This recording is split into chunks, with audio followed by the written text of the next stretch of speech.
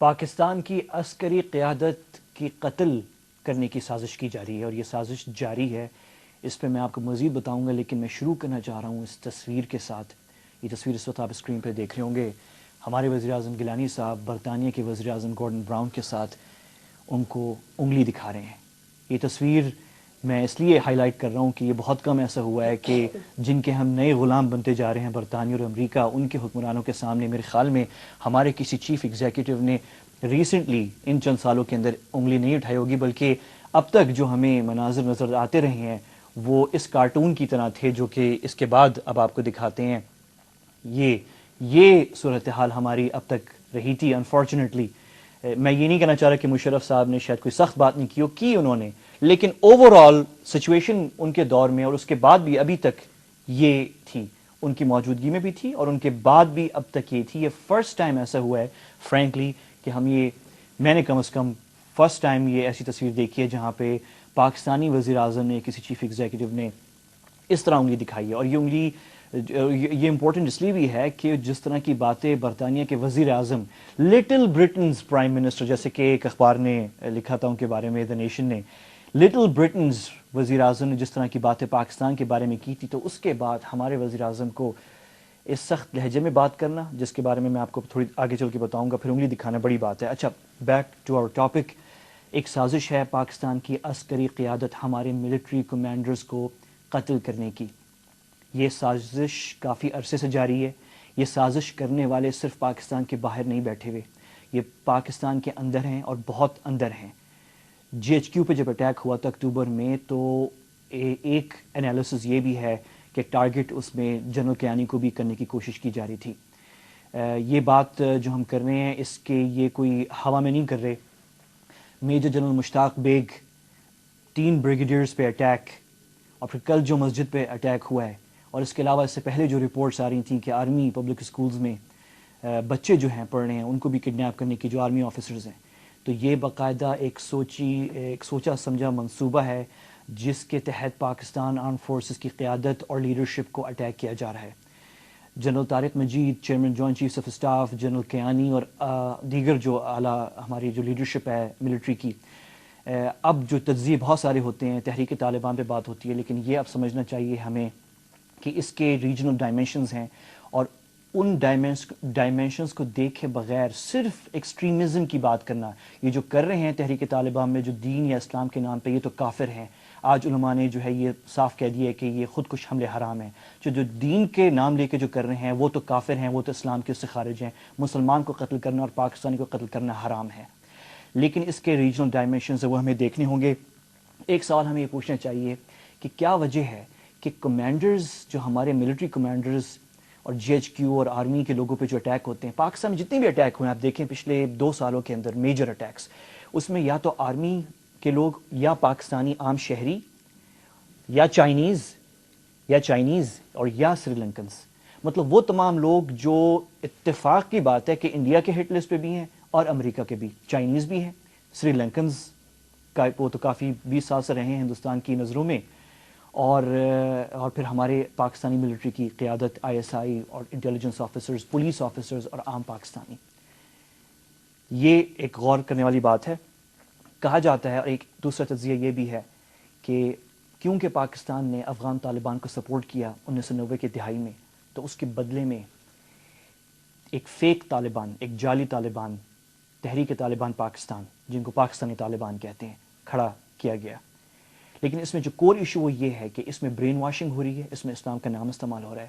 ہم جب یہاں اس کی تجزیہ کرتے ہیں، ہمارے جو انٹلیکچوئلز ہیں وہ اس کے ریجنل ڈائمینشن اس طرح نہیں دیکھتے کہ ہندوستان میں 1999 کے بعد باقاعدہ ان کی انٹیلیجنس کمیونٹی میں فقہی کورسز، اسلامی فقہ پہ کورسز کیے گئے ہیں، اور اس میں اسرائیل کی مدد لی گئی ہے، کیونکہ اسرائیل کا بڑا پرانا تجربہ ہے وہاں کے دینی مشرق وسطیٰ کی جو دینی جماعتیں ہیں ان کے ساتھ ڈیل کرنے میں اور پینیٹریٹ کرنے میں. تو وہ چیزیں جو ہیں پھر ہندوستان لائی گئیں اور یہ سب کچھ ہو رہا ہے.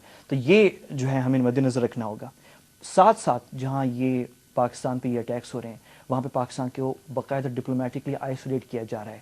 ہم جو ہیں اگین اس کو اہمیت شاید اس کو نہیں دیتے، لیکن یہ بہت سیریس ایشو ہے. یاد رکھیں کہ عراق پہ حملہ کرنے سے پہلے 10 سال تک عراق کو آئسولیٹ کیا گیا، اس کے خلاف ایکوزیشنز پیدا کی گئیں. لیٹسٹ جو ہے وہ ہمارے خلاف یہی ہے کہ کوئٹہ پہ بھی اٹیک کیا جائے گا. اگر وہاں پہ افغانستان میں امریکی فوجی مارے جا رہے ہیں تو وہ اس کی پلاننگ ہمارے بلوچستان میں ہو رہی ہے، اور اس قسم کے ایکوزیشنز سامنے آ رہے ہیں. وقت آ گیا کہ ہم پاکستان اب اکاؤنٹ کھل کے کہے برطانیہ اور امریکہ سے کہ حساب پیش کریں 8 سال کا. آپ نے جو گند کیا ہے افغانستان میں، ان 8 سال کا اس گند کا حساب پیش کریں. اسامہ بن لادن کو تورا بورن جو وہاں سے وہ بھاگے تھے، وہ آپ کی وجہ سے بھاگے تھے، ہماری وجہ سے نہیں. اس کا بھی حساب دیا جائے. اور افغان طالبان ہمارے دشمن نہیں ہیں. افغانستان کے اندر جو لڑ رہے ہیں آکیپیشن فورسز کے ساتھ، وہ ان سے لڑ رہے ہیں. پاکستانی افواج نے آکیپائی نہیں کیا ہوا افغانستان کو، انہوں نے کیا ہوا ہے.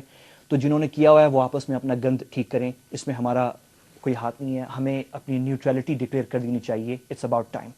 ان سب چیزوں پہ بات کریں گے، لیکن شروع ہم کرتے ہیں وہ افسوسناک واقعہ جو کل ہوا راولپنڈی میں، جہاں پہ اتنی افسوسناک صورتحال ہے کہ جس محلے میں وہ مسجد تھی جہاں پہ اٹیک ہوا ہے، وہاں پہ ایک باقاعدہ ایک اسٹریٹ ہے جہاں پہ شاید کوئی مرد نہیں رہا ہو.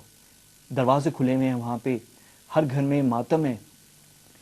سب سے چھوٹا بچہ، جو سب سے چھوٹا شخص جس کی تدفین ہوئی ہے، وہ 9 سال کا بچہ ہے.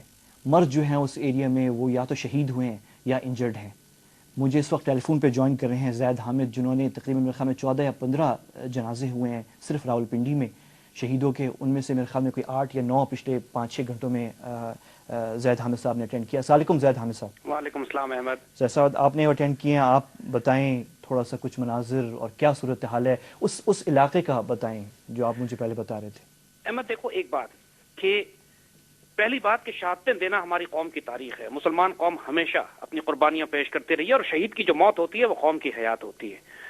آج ہم نے صرف ریس کورس گراؤنڈ میں ذاتی طور پر 9 جنازے اٹینڈ کیے. اس سے کہیں زیادہ جنازے ہوئے ہیں یہاں، اور صبح سے شام تک صرف قبریں کھودی جا رہی تھیں، جنازے ہو رہے تھے، اور ہزاروں کی تعداد میں مسلمان آ کر اپنے ان شہیدوں کو دفن کر رہے تھے، جن میں سب سے چھوٹا معصوم بچہ 9 سال کا تھا، اور سب سے سینئر آفیسر میجر جنرل کو یہاں پر شہید جو ہوئے اس حملے میں ان کو دفن کیا گیا. اور مگر ایک بات کامن تھی کہ اس بات کے باوجود کہ آنکھوں سے آنسو جاری تھے، اس بات کے باوجود کہ لوگوں کے دل کٹے ہوئے تھے، نعرہ تکبیر بھی تھا، جذبہ جہاد بھی تھا، جذبہ شہادت بھی تھا، اور یہ تھا کہ انشاءاللہ ہم اپنے دشمنوں کو منہ توڑ جواب دیں گے. There was defiance, there was resilience, there was proudness کہ اللہ کا شکر ہے کہ ہم نے سعادت کی زندگی اور شہادت کی موت ہمیں نصیب ہوئی. اور تمام آفیسرز اور جوان وہاں پہ جو موجود تھے، سویلینز جو موجود تھے ہزاروں کی تعداد میں، ان لوگوں کے دل میں ایک ہی جذبہ تھا کہ یہ مسلمان نہیں ہیں، یہ بدترین کافر ہیں جنہوں نے یہ قتل و غارت کیا ہے، جنہوں نے یہ تباہی مچائی ہے. اور یہ کوئی شبے کی بات اب نہیں رہ گئی ہے کہ تحریک طالبان کا اصل ناپاک پلید چہرہ قوم کے سامنے آ گیا کہ یہ انسان ہی نہیں ہے. They not even humans. ان کی کوئی ویلیوز نہیں ہے، کوئی مورالٹی نہیں ہے. انہوں نے 9 سال کے بچوں کو مسجد کے فرش پہ لٹا کر سر میں گولیاں ماری ہیں، ان کو اسیسینیشن کی ہے، جینوسائیڈ کیا ہے پریکٹیکلی. ایک سوال زید، یہ جو آپریشن مسجد کے اندر بچوں کو لٹا کے سر پہ گولیاں ماری، میں زید یہ ماننے کے لیے تیار نہیں ہوں کہ ہمارے محسود قبیلے کا کوئی بندہ وہ جنوبی وزیرستان سے آ کے یہ کام کر سکتا ہے. بے شک وہ ہوں گے وہی خریدنے بکنے والے، کوئی دور کی بات نہیں ہے. ایک جاسوس پکڑا گیا ہے جس کی بات ہم بعد میں پروگرام میں کریں گے، امریکی سفارت خانے کا، جس کے خلاف کیس رجسٹر ہوئی ہے، جو نیول کمپلیکس پہ جاسوسیت کر رہا تھا. ایک اخبار نے نیوز بریک کی ہے، اس پہ بات کریں گے. تو بکنے والے بہت سارے ہوتے ہیں، لیکن تھوڑا سا کوئکلی بس اگر آپ یہ بتا دیں کہ یہ اتنی آرگنائزڈ اٹیکس جو ہیں یہ کیا نشاندہی کری، کیا کس طرح؟ احمد ایک بات بالکل کلیئر سمجھ لو کہ جتنا اسلحہ پاکستان میں استعمال ہو رہا ہے، جتنے گرنیڈز پھینکے جا رہے ہیں، جتنی گولیاں چلائی جا رہی ہیں، یہ سب افغانستان سے آ رہی ہیں. اور جب ساؤتھ وزیرستان آپریشن آرمی نے شروع کیا ہے تو اس کے 1 ہفتے کے اندر 11 ٹرک آلموسٹ پکڑے گئے ہیں، بڑے بڑے اسلحے کے، چمن سے لے کر خیبر تک، کہ جو اندر لائے جا رہے تھے اسلحے کے افغانستان سے. یہ ماننے کی بات نہیں ہے کہ امریکنز کو، نیٹو کو اور افغان گورنمنٹ کو پتہ نہیں ہے کہ یہ اسلحے کے ٹرک کون ریزسٹنگ دم. اگر آپ فوج کو بیچ سے نکال دیں تو اس کے بعد اللہ نہ کرے اس پاکستان کو سول وار کیوس اور عراق بناتے، بیروت بناتے ہوئے انہیں کوئی چیز نہیں اور روکتی. فوج کے دشمن بہت سارے ہیں اس پورے خطے کے اندر، اس پورے خطے میں موجود. اچھا زید، ویری کوئکلی، یہ ہمیں بیسکلی پنشمنٹ دی جا رہی ہے افغان طالبان کو سپورٹ کرنے کی 1990 کی دہائی میں. یہ ہم سمجھیں گے کہ ہمیں پنشمنٹ اس بات کی دی جا رہی ہے کہ ہم امریکنز کے ساتھ مل کر افغان طالبان کو قتل نہیں کر رہے، ان پر حملے نہیں کر رہے. اور امریکنز ہمیں پنش کرنا چاہ رہے ہیں اس بات کا کہ ہم نے افغان پالیسی میں امریکنز کی مرضی پر چلنے سے انکار کر دیا. اور اب ہمیں چاہیے کہ جو اسلحے کا ٹرک پکڑا جاتا ہے اس کے مقابلے میں ہم امریکن اور نیٹوز کی سپلائیز 15 دن کے لیے کم از کم بند کر دیں تاکہ ان کا دماغ افغانستان میں ٹھیک ہو. They must be made to pay for this. They are making this happen. We can not let this happen as a nation again. Americans must pay for the blood which is spilling on our streets.